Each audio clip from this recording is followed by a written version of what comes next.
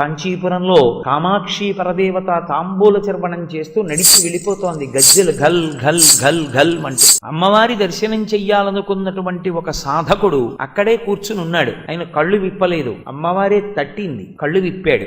ఆమె తన తాంబూల చర్వణం చేస్తున్న ఒక పిడచ తీసి ఆయన నోట్లో పెడదామని నోరు తెరవమని ఇలా పట్టుకొని ఆయన అన్నాడు, చీ ఆడదాని నోటి తాంబూలం అన్నాడు. పక్కన ఒక మూగివాడు కూర్చున్నాడు. ఆయన నోరు తెరిచాడు. అమ్మవారు ఆయన నోట్లో ఆ తాంబూలపు పిడచ పెట్టింది. అమ్మవారి తాంబూలం నోట్లో నవిలాడేమో, అది నోట్లో పెట్టగానే ఆయన కూర్చున్నవాడు అమ్మవారి పాదముల వంక చూశాడు. అంతే 100 శ్లోకములు ఆపకుండా చెప్పాడు. పాదారవింద శతకమని.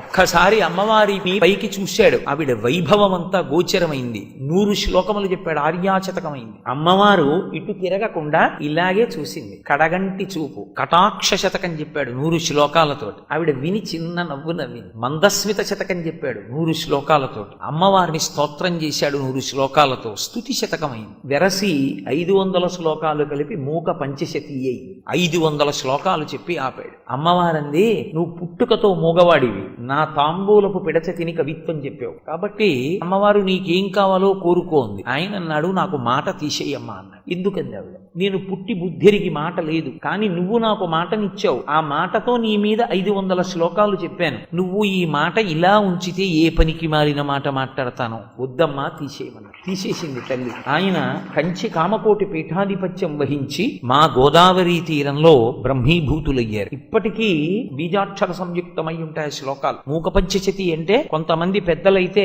ఒక మాట చెప్తుంటారు, మూక పంచశతి చెప్పడానికి అమ్మవారు ఎవరినైనా అనుగ్రహిస్తే ఆయన వచ్చి వేదిక మీద కూర్చుని మూక పంచశతి చెప్తే అమ్మవారే చెప్పినట్లు. ఆ తల్లి మరాళీ మందగమన